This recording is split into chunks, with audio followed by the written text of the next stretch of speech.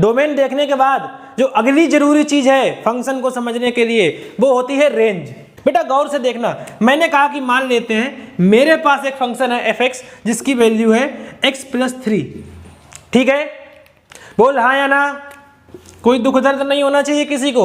मैंने एक फंक्शन माना x+3।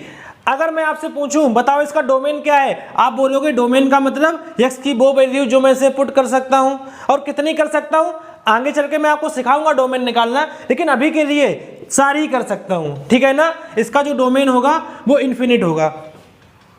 अब जब मैं इसमें x की वैल्यूज पुट करूंगा f(x) बराबर x+3 या y बराबर x+3, तो तुम क्या देखोगे कि अलग अलग x के लिए जो y की वैल्यू होगी वो अलग अलग आएगी।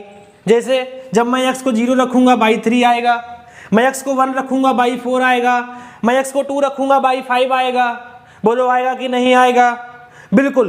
और अलग अलग y की जो वैल्यूज का जो पूरा सेट है ना, मतलब डोमेन की वैल्यू को फंक्शन में रखने पर जो y ऑब्टेन करती है वैल्यू, उसी वैल्यूज के सेट को हम लोग क्या बोलते हैं? रेंज। मेरी बात को गौर से समझना बेटा। The range of the function is set of all obtained values of y जितनी भी वैल्यू ऑब्टेन कर ले उन सब वैल्यूज का जो सेट होगा उसे हम लोग क्या बोलेंगे बेटा? रेंज। लेकिन अभी तो हम लोग ग्राफिकली बात कर रहे हैं, तो ग्राफिकली चर्चा कर लेते हैं। वो सारा हिस्सा जो बाई एक्सिस में ग्राफ कवर करे उसे हम लोग क्या बोलते हैं? रेंज। जैसे मैंने आपको एक ग्राफ बना के दिया, वही पुराना वाला, मैंने कहा यहां से शुरू है ये और यहां पर जाके खत्म है। ओपन सर्किल का मतलब समझते हो ना? ये पॉइंट लाई नहीं कर रहा है, ये 3 है और ये 8 है, ये 2 है और ये 6 है। किसी फंक्शन का ये ग्राफ है। मैंने आपसे पूछा बताओ इसका डोमेन और रेंज क्या है? क्या डोमेन निकाल पाओगे आप लोग? बिल्कुल। एक्स एक्सिस में जो हिस्सा इसने घेर रखा है और कितना घेर रखा है? बोले सर 2 से शुरू है 6 पे खत्म है, 6 है 2 नहीं है, दिस इज डोमेन। समझ में आया नहीं आया? रेंज की बात करते हैं। रेंज का मतलब क्या है? वो पोर्शन जो इसने बाई एक्सिस में घेर रखा है।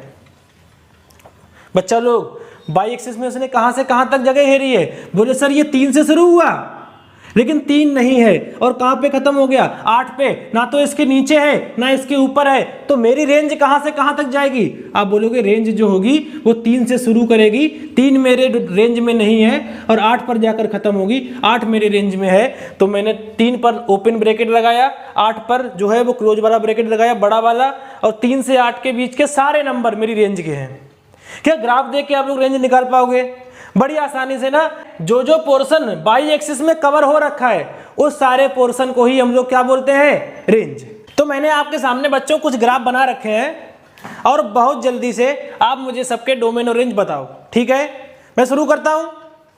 सबसे पहला सवाल, इसका डोमेन और रेंज बताना है आपको। तो डोमेन कैसे निकालते हैं? जहां जहां पे प्राण बच जाए वो डोमेन है मेरा। कहां कहां पे इसकी जान बच गई? बोले सर 0 से पीछे ये नहीं जा पाएगा, मर जाएगा यहाँ पर, तो ये इसके डोमेन का हिस्सा नहीं है।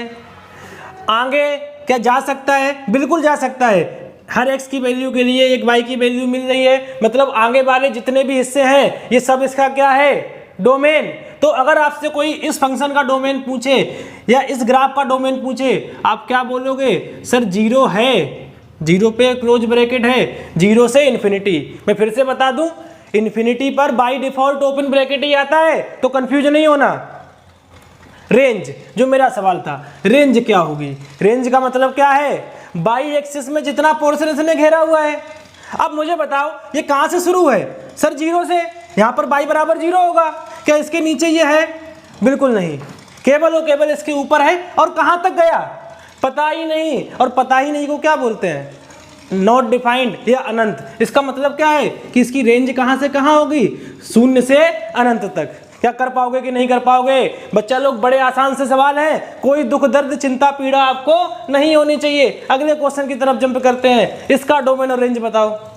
तो इसका डोमेन क्या होगा? x वाला पोर्शन। और x में कहां से कहां तक ये पहुंचा? बोले सर यहां तो ये है ही नहीं। कहां से शुरू है? 0 से। और कहां तक पहुंचा? पहले तो 4 तक, 4 इसके हिस्से में है, फिर 5 से शुरू हुआ 7 तक पहुंचा। तो अगर आपसे कोई डोमेन पूछे आप क्या बोलोगे? कि शुरू है बेटा ये 2 से, पहुंचा कहां? 5 तक। तो 2 से लेकर 5 तक का सारा, सॉरी 4 तक, 5 नहीं 4, तो 2 से लेकर 4 तक का सारा हिस्सा इसके डोमेन में है। उसके बाद एक अंक इसने गैप कर दिया तो यूनियन लगाओ, और अब 5 से लेकर 7 तक ये है, 7 ओपन,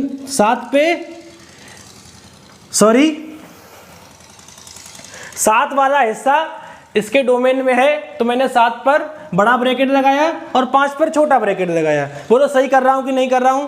आगे बढ़ते हैं, रेंज बताओ, और रेंज ही मेन सवाल है। तो अगर मैं रेंज की बात करूं, रेंज कहां से कहां आएगी? तो ये कहीं नहीं है। कहां से शुरू हुआ ये? बोले बाई एक्सिस में इसने 2 से शुरुआत की है और 5 तक गया है। तो रेंज कहां से कहां होगी बेटा? 2 से 5, दोनों पर क्लोज ब्रैकेट लगेगा क्योंकि दोनों ही हिस्से में है। फिर 6 से शुरू हुआ तो यूनियन 6 से शुरू हुआ और कहां तक गया? 7 तक। बोलो कर पाओगे कि नहीं कर पाओगे? आसान है कि नहीं है? बहुत बढ़िया, आसान है और आसानी से आप लोग कर भी सकते हो। लड्डू को भी समस्या नहीं है, तुझे काहे होगी बेशर्मो? इसको देखते हैं, इसका डोमेन क्या होगा। तो ये जो है ना वो 0 से शुरू किया और इन्फिनिटी तक x जो है इसमें जा रहा है। लेकिन ध्यान रखना, ये जो बाई एक्सिस है ये इसके लिए एसिम्पटोट है। एसिम्पटोट का मतलब होता है वो लाइन जो ग्राफ को इन्फिनिटी तक अप्रोच करे। जैसे ये लाइन जो है ना जो ग्राफ को इन्फिनिटी तक अप्रोच करे लेकिन कभी टच ना करे, ऐसी लाइन को हम लोग एसिम्पटोट बोलते हैं। और इस ग्राफ में 2 एसिम्पटोट्स हैं, एक एक्स एक्सिस और एक बाई एक्सिस, दोनों ही एसिम्पटोट हैं। दोनों की तरफ ग्राफ मूव कर रहा है लेकिन ग्राफ कभी इनको टच नहीं करेगा। सो 2 एसिम्पटोट है इनके पास, ये कभी अटैच नहीं करेंगे, कभी एक दूसरे को टच नहीं करेंगे। इसका मतलब अगर आपसे कोई पूछे बताओ डोमेन क्या है, तो डोमेन जो होगा वो 0 से शुरू होगा, लेकिन 0 नहीं होगा। डोमेन जो होगा वो 0 से शुरू होगा लेकिन 0 नहीं होगा। और 0 ना होने की वजह क्या है? क्योंकि ये 0 को कभी टच नहीं कर पाया। बात समझ में आई? 0 वाली जो लाइन है वो इसके लिए एसिम्पटोट है। तो 0 इसके हिस्से में नहीं है लेकिन इन्फिनिटी तक ये चलता चला गया, तो मैं क्या बोलूँगा? इसका जो डोमेन होगा वो 0 से इन्फिनिटी होगा। अब रेंज की बात करते हैं। रेंज में भी वही है, बाई एक्सिस में ये नेगेटिव में तो है नहीं, ऊपर ही ऊपर है। और कहाँ से शुरू हुआ? 0 से, लेकिन 0 को इसने नहीं छू पाया। इसका मतलब जो रेंज होगी वो 0 से शुरू होगी और कहाँ तक जाएगी? इन्फिनिटी तक। लेकिन 0 भी हिस्से में नहीं है और इन्फिनिटी पे बाय डिफॉल्ट ओपन ब्रैकेट ही आता है, छोटा ब्रैकेट ही आता है। बोलो समझ में आ रहा है कि नहीं आ रहा? आसानी से निकाल पाओगे ना? इसका मुझे डोमेन रेंज बताओ। तो ये तो बेटा अनंत से शुरू अनंत पे खत्म, मतलब कहाँ तक x गया?